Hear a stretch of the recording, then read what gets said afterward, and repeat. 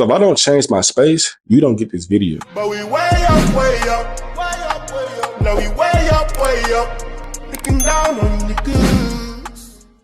What it do, guys, and welcome back to the channel. It's your boy Van. I am so happy to be back with you guys. I know it's been a long time since you heard my voice, but I am back and ready to give you some good tips on how to get out of a bad mental space. All right, so listen, I know we all go through things, and sometimes it can be just one thing that can be the last straw to break the camel's back. The question is, once you get down to the bottom of the ocean of emotions, how do you float back to the top? During the last 3 months, my emotions ranged from the happiest I've been to the lowest I've been ever in life. Happiness came from when my little brother was here in July. The whole month of July, he was here. I was training him. I was being that big brother I always envisioned being. I had fun. It was one of the happiest moments of my life. Then just the next month, my grandma, my second mom, the person that I just spent a lot of my time with outside of my mom, she passed away. When her passing away, I got to the lowest state of my mental that I've ever been in my life. When it happened, I really didn't know when I'd be back into a good mental space to even create content again. But at the beginning of the month, which is September, I finally found myself in a good place to start back creating content.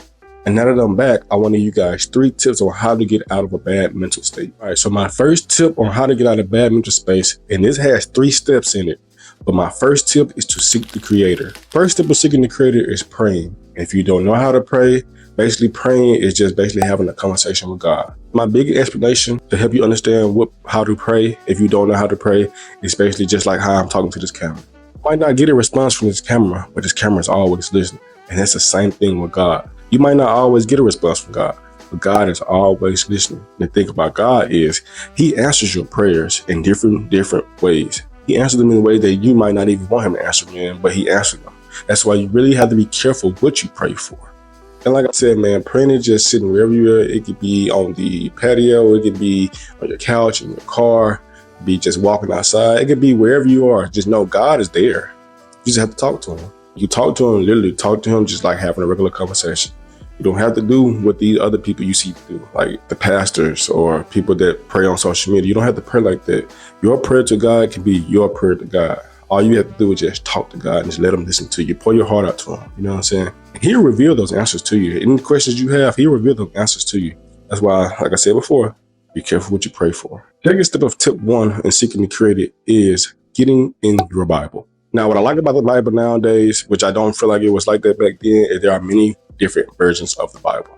Back then, I feel like there was only the King James version. Now there are many different versions. Me personally, I use the GNT version, which is the Good News Translation.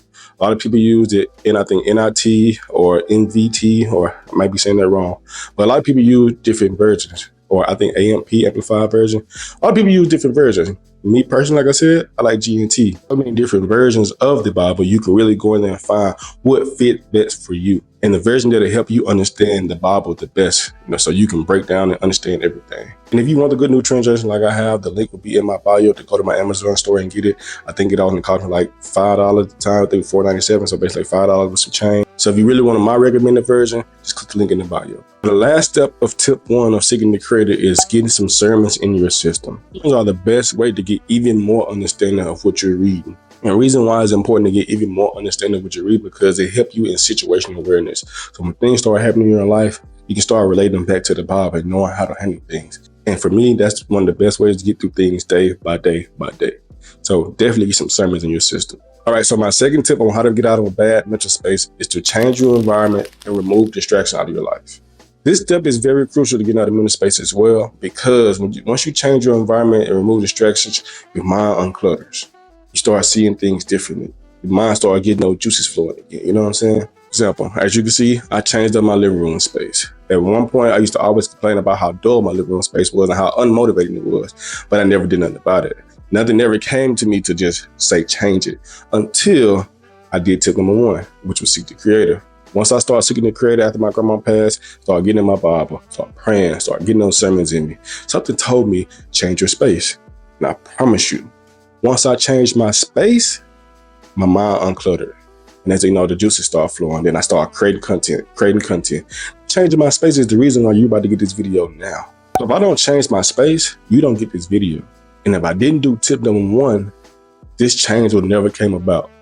I didn't say it earlier, but I'm gonna say it now. You can't get to your other tips without tip number one. Any other tip will even matter if you don't do tip number one first. Let me just put that out there. If you don't do tip number one first, none of these other tips even matter. Basically, because you're just going out there on your own. You're going out there uncovered, unprotected. The last thing you want to do when it comes to being out here living your life.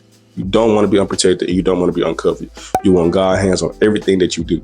Tip number three is to be disciplined and be forceful to yourself. If you never had structure in your life, this tip is going to be very hard for you.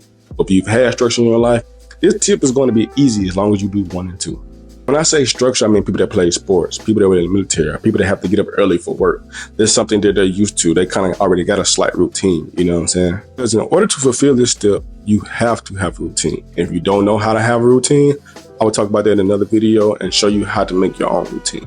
But if you do have a routine, this is where being forceful comes into play. This is where you hold yourself accountable to being forceful to get yourself back into that routine. And trust me, yeah, it's going to be hard, but that's where discipline comes into play. And this is why I always say discipline and consistency butt heads. Because just say you've been consistent in the gym for 5 months, and then one day you take a break. One day break turns into a week break. That 1 week break turns into a 2 week break. And next thing you know, you've been out of the gym too much. You know why you've been out of the gym too much? Because even though you're consistent, you didn't really have any discipline. Discipline overrules consistency. Because consistency is just something to make yourself feel good. But discipline is something you get up and do when you don't even feel like doing it. After that 2-month break, you really want to get back into the gym. But it's hard to just get up and do it. So that's where being forceful come back into play again. You have to be forceful and get yourself back in the gym and be disciplined to keep going every day, even if you don't want to.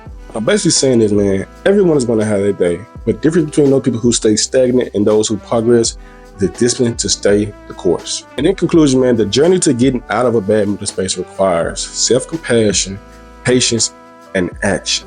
But I want you to remember, man, it's okay not to be okay. Give yourself that time to heal. Give yourself permission to heal, because that's the only way you're going to get better. But after you heal, that's when you got to go into your tips. You got to go seek the creator. You got to change your environment, remove distractions, get disciplined, and be forceful. Those are the tips to really get yourself back on track. You know what I'm saying? Because I'm telling you, once you get yourself back on track, you'll be back just like you never left. And if you think you're ready, take the first step today and commit to implementing one of these tips into your life. You deserve a life filled with joy, resilience, and a good well-being. And with that being said, man, subscribe to my channel for more tips on personal growth and mental well-being. Let's embark on this journey together, man. And I'll catch y'all in the next video. It's your boy, Van. I'm out. Peace.